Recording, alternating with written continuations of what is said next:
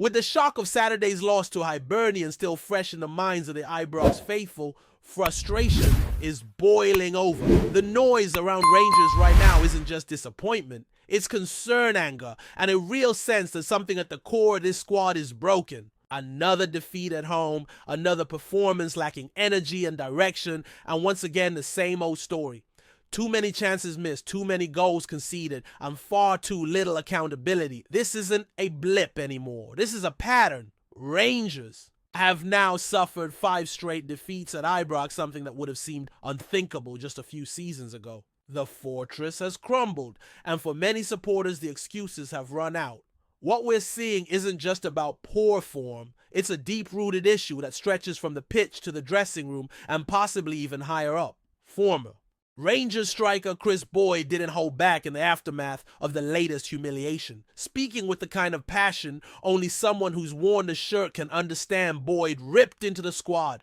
His main message: too many players are hiding. Too many are picking and choosing when they turn up. And for a club like Rangers, that's unacceptable. Boyd even went as far as to say that the weight of the jersey might be too much for some of the current squad, and that maybe, just maybe, it's time for a complete reset from top to bottom. That level of criticism isn't thrown around lightly. Boyd knows what it means to represent Rangers. He knows the pressure, the expectations, and the demand for excellence that comes with every single game. Not just the derbies, not just the European nights, but every 90 minutes in every competition. And when someone like him says the squad needs gutted people, listen. Looking at the game against Hibs, it's hard to argue with any of his points. Rangers looked flat. The energy wasn't there, the desire wasn't there. And in the moments where leadership was needed, no one stepped up. Hibs, by contrast, came to Ibrox with purpose. They came with a plan. And most importantly, they came with fight. That fight was enough to earn them a 2-0 victory and expose everything that's wrong with this current Rangers side. One of the most worrying aspects is the inconsistency. Just a few weeks ago, many of these same players put in a massive performance against Celtic. That showing had fans believing again that maybe, just maybe, things were turning around. But that optimism has been wiped away as quickly as it came. Because it's no good turning up for the big games if you can't back it up against the likes of Hibs or Dundee. That's what Boyd was getting at. The lack of consistency, the mental fragility, the inability to grind out wins when the chips are down. He pointed out how this has been a theme for a while. Now players showing up one week, disappearing the next. And let's be honest, he's right. There have been far too many moments this season where Rangers just haven't looked like Rangers. Caretaker boss Barry Ferguson has tried to steady the ship, but even he admitted after the Hibs defeat that changes are coming. He spoke candidly about goalkeeper Jack Butland's mistake, a soft goal that gave the visitors an early lead, and made it clear that performances like that won't be tolerated. If people don't run, if people aren't switched on, they won't play in my team, Ferguson said. It was a strong message, but will it be enough? Ferguson's words came from a place of hurt.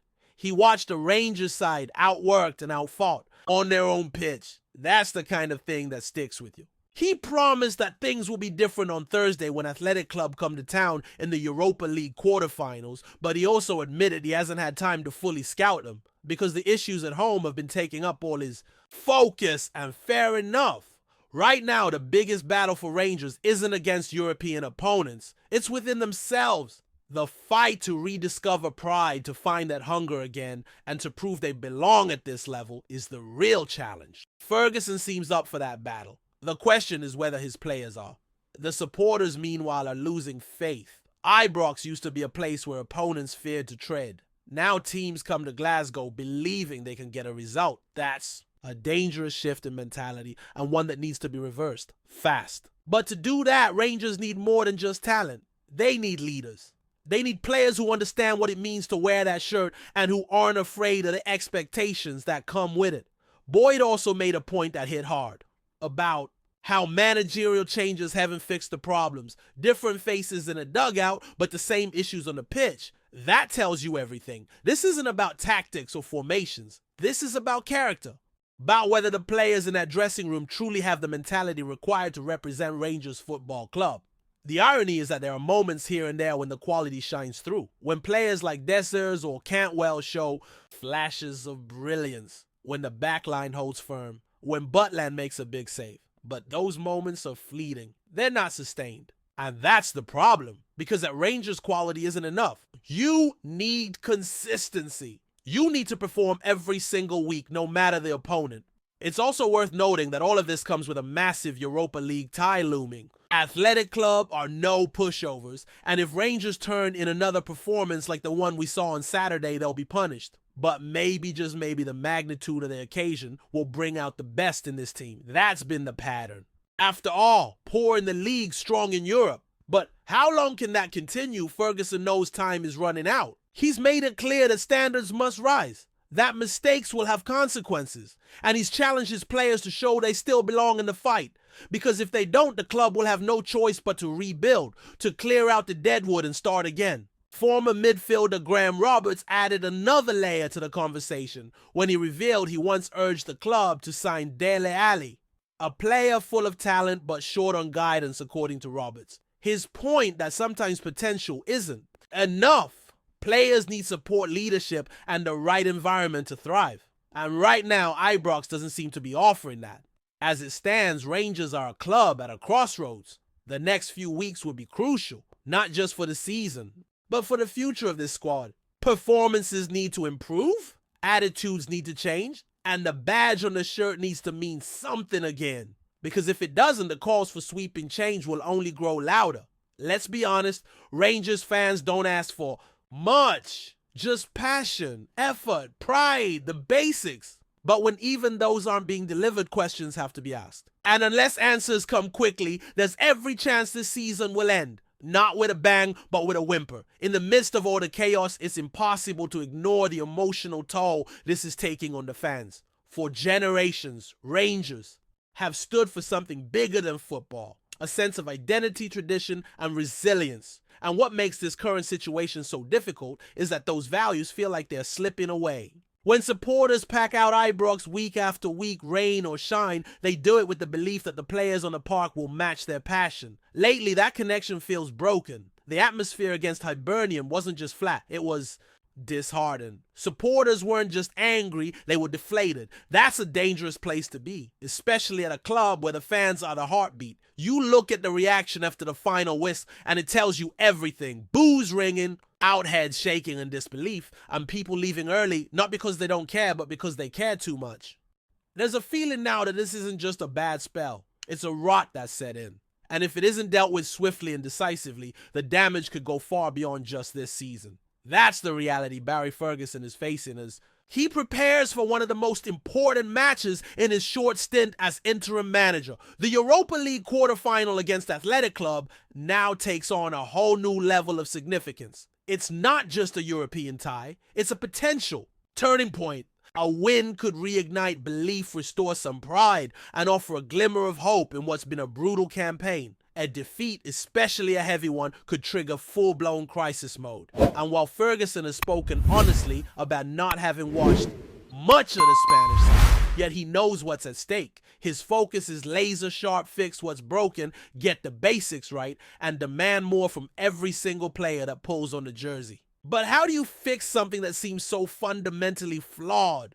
It starts with mentality. Ferguson hit the nail on the head when he said that players who don't run, who don't show desire, simply won't feature. That's not a threat, it's a standard. And standards have been slipping for far too long. We've seen too many performances this season where Rangers look like they're just going through the motions. That kind of attitude can't be tolerated at a club with ambitions of competing for silverware domestically and in Europe. Take Jack Butland, for instance. A keeper with real pedigree who's made key saves in the past, but who now finds himself under pressure after back-to-back costly errors. Ferguson spoke to him directly after the Hibs match, calling it a bad mistake. There was no dressing it up. Butland knows he let the team down. The real test will be how he responds. Because if Rangers understand any chance on Thursday night, they'll need their keeper at his very best, focused, composed, and ready to redeem himself. But it's not just about one player. It's about the collective. Too many individuals in this squad have been hiding in games that matter. Too many have gone missing when leadership was required. And that's perhaps the most damning indictment of all. That when the chips are down, no one's grabbing the game by the scruff of the neck. It's a problem that's plagued this team all season. And unless someone steps up, it'll continue to haunt them. Chris Boyd's comments about the jersey being too heavy for some players hit hard because there's truth in it. Wearing the Rangers shirt should be a privilege. It should lift you, not weigh you down, but for some, it clearly does. You can see it in their body language, in the hesitation, in the lack of belief when things start to go wrong. That fear of failure, of responsibility, has no place in this dressing room. Not if this club wants to move forward, and moving forward is essential. The board will soon have a decision to make about the managerial position, and while Ferguson is saying all the right things, it's going to come down to results. If he can inspire a turnaround, even a short-term one, he'll make a strong case. But if the performances continue to lack intensity and direction, the calls for a more experienced hand will grow louder. Behind the scenes, the talk of a rebuild is becoming impossible to ignore. It's not just about tweaking the squad anymore. It's about tearing it down and starting again. That might sound dramatic, but look at the pattern. How many signings over the past few seasons have truly delivered? How many have stepped up in the biggest moments? The recruitment has been hit and missed at best, and now the club is paying the price for that inconsistency. There are players who, on their day, can look like world beaters, but one-off flashes aren't enough. Rangers need warriors. They need players who show up every week, who put the team above themselves, who understand what it means to play for one of the most storied clubs in football. That kind of mentality has been sorely lacking, and it shows. Even stories like Graham Roberts recommending Dele Alli in years gone by highlight what could have been. A reminder of the kind of ambition and eye for talent that seems to have faded in recent times.